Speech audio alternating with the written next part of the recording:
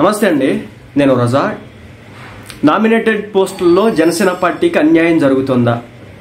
అన్యాయం జరుగుతుందని చెప్పేసి జనసేన పార్టీ కార్యకర్తలు మాట్లాడుకోవడం అయితే, నాయకులు మాట్లాడుకోవడం అయితే జరుగుతుందంట. ఎందుకంటే నా దాకా ఒక రకమైన సమాచారం అయితే వచ్చింది. ఈరోజు డీసీసీబీ అదేవిధంగా డీసీఎంఎస్కి సంబంధించినటువంటి పోస్టులు అయితే భర్తీ చేసినారు. పోస్టులు 10 జిల్లాలకు సంబంధించి పోస్టులు భర్తీ చేస్తే ఇందులో కేవలం 2 పోస్టులకి మాత్రమే జనసేనకి ఇచ్చింది. మిగిలిన అన్ని పోస్టులన్నీ కూడా టీడీపీ తీసేసుకుందని చెప్పేసి జనసేన పార్టీ నాయకులు సోషల్ మీడియా వేదికగా వాళ్ళ యొక్క బాధని వ్యక్తం చేయడం అయితే జరుగుతుందన్నమాట. ఒక విషయం గమనించండి, జనసేన పార్టీ తీసుకున్నటువంటి సీట్ షేర్ ఎంత అనే లెక్కలు తీస్తే కనుక మీకు అక్కడే అర్థమవుతుంది. పవన్ కళ్యాణ్ గారు 175 సీట్లు కేవలం 21 సీట్లు తీసుకోవడం అయితే జరిగింది. సో దీన్ని బట్టి మనం క్లారిటీ తెచ్చుకోవచ్చు, ఏ నామినేటెడ్ పోస్టులు అయినా సరే అదే విధంగా భర్తీ ఉండబోతోంది అని. అర్థమైందా? కాబట్టి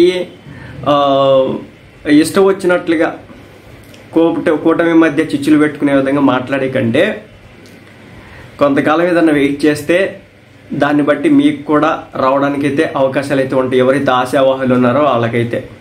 సో విజయనగరం నుంచి కిమిడి నాగార్జున గారికి, అదేవిధంగా కృష్ణా నుంచి బండి రామకృష్ణ గారికి ఇచ్చినట్టున్నారు. కోన తాతారావు గారికి కూడా, విశాఖ నుంచి కోన తాతారావు గారికి, అదేవిధంగా కృష్ణా జిల్లా నుంచి బండి రామకృష్ణ గారికి, వాళ్ళిద్దరికి డీసీఎంఎస్ ఒకళ్ళను డీసీసీబీ చైర్మన్ పదవులు అయితే ఇవ్వడం అయితే జరిగింది. సో 175 నియోజకవర్గాల్లో జనసేన పార్టీకి సంబంధించి ఇన్ఛార్జీలు ఉన్నారు, అదేవిధంగా పార్టీ తరఫున పోటీ చేసినటువంటి వ్యక్తులు ఉన్నారు, అదేవిధంగా లాస్ట్ ఎలక్షన్స్లో సాక్రిఫైస్ చేసినటువంటి వ్యక్తులు ఉన్నారు, ఎంపీలుగా పోటీ చేద్దామని చెప్పేసి కూర్చున్నట్టు అంటే రంగం సిద్ధం చేసుకున్నటువంటి జనసేన పార్టీ నాయకులు ఉన్నారు. మరి ముఖ్యంగా అన్ని ప్రాంతాలని చెప్పను కానీ శ్రీకాకుళం, విజయనగరం, విశాఖపట్నం, తూర్పుగోదావరి, పశ్చిమ గోదావరి, కృష్ణా, గుంటూరు, ప్రకాశం వరకైతే చాలా మంది ఆశావాహులు అయితే ఉండడం అయితే జరుగుతుంది జనసేన పార్టీ నుంచి. సో వాళ్ళల్లో ఎవరికి కూడా అనుకున్నంత స్థాయిలో పదవులు రావట్లేదని చెప్పేసి చాలా మంది మాట్లాడుకోవడం అయితే జరుగుతుంది అనమాట. అయినప్పటికీ కూడా జనసేన పార్టీ ఎందుకు సైలెంట్గా ఉంటుందని చెప్పేసి కొంతమంది మాట్లాడుకుంటున్నారు. సో దానికి నేను చెప్పే విషయం ఏంటంటే, కూటమి అధికారంలోకి వచ్చి కేవలం 1 సంవత్సరం కూడా ఇంకా కాలేదు. సో 1 సంవత్సరం కూడా కాకముందే ఇలా రోడ్లు ఎక్కడం కరెక్ట్ కాదని. ఇప్పుడు ఫర్ ఎగ్జాంపుల్ నేను మీకు చెప్తున్నా, టోటల్ ఆంధ్ర రాష్ట్రానికి సంబంధించి 175 సీట్స్ కదా, ఒక 50% వేసుకుంటే కనుక జనసేన పార్టీ పోటీ చేసింది ఎన్ని స్థానాలని చెప్పడానికి ఇప్పుడు క్యాలిక్యులేషన్ చెప్తున్నా.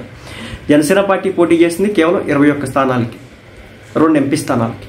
సో 21 స్థానాలకు గాను మీరు పర్సంటేజ్ వైజ్ తీసుకున్న 175 స్థానాలకి 50% అంటే 88 స్థానాలైనా జనసేన పార్టీ తీసుకోవాలి. అంటే అప్పుడు 50-50 రేషియో ఉంటుంది. సో ఒక 25% స్థానాలు అనుకుంటే కనుక ఇంచుమించు 44 స్థానాల్లో జనసేన పార్టీ పోటీ చేయాలి, 25% అనుకుంటే కనుక. కానీ జనసేన పార్టీ ఎన్ని స్థానాల్లో పోటీ చేసింది? 21 స్థానాలు. ఇప్పుడు 12%, 10%. సో అంటే 100 మంది అనుకుంటే కనుక దాంట్లో 12 పోస్టులు మాత్రమే జనసేన పార్టీకి, రిమైనింగ్ పోస్టులు అన్నీ కూడా టీడీపీ పార్టీకి వెళ్తాయని మీరు గమనించండి. ఈరోజు రిలీజ్ చేసినటువంటి పోస్టులు ఏంటంటే టోటల్ 20 అనమాట. ఇప్పుడు డీసీసీబీ చైర్మన్స్ అంటే కనుక జిల్లాలకు సంబంధించి సహకార బ్యాంకు డీసీసీబీ, అదేవిధంగా డీసీఎంఎస్ అంటే కనుక జిల్లా సహకార మార్కెటింగ్ సంఘాలు అన్నమాట. సో టోటల్ 20 పోస్టులు అనమాట ఇవి. ఈ 20 పోస్టుల్లో కేవలం మనకిచ్చింది 2 పోస్టులు అనమాట. మీరు ఎందుకు నేను ఈ లెక్క అంతా చెప్పినానంటే, కొంతమంది కన్ఫ్యూజన్తో ఉన్నారు, మనకి సరైన స్థాయిలో మనకి రేషియో ఇవ్వట్లేదు టీడీపీ పార్టీ, సో నామినేటెడ్ పోస్టులో మనకు అన్యాయం జరుగుతుందని. నేను అందుకే మీకు రేషియో చెప్పిన. 175 స్థానాలకు గాను జనసేన పార్టీ 88 స్థానాల్లో పోటీ చేస్తుంటే చెరువు 10 వచ్చి తీసుకునేటోడు. జనసేన ఒక 10, టీడీపీ పార్టీ ఒక 10. అదే జనసేన పార్టీ 25% రేషియోలో పోటీ చేస్తుంటే కనుక దాదాపు ఈ 10 స్థానాలకు గాను దాదాపు ఒక 5-6 స్థానాల వరకు తీసుకోవడానికి అయితే అవకాశం అయితే ఉండేది. 25 కాబట్టి 20 స్థానాలు కదా, 25 అంటే 5 స్థానాలు పక్కాగా తీసుకునేదానికి అవకాశం ఉండేది. బట్ జనసేన పార్టీ ఎంత తీసుకుంది? వాళ్ళ మొత్తం తిప్పికొడితే 21%. సో ఆ 21% ఇది లెక్కేసుకుంటే కనుక 2%.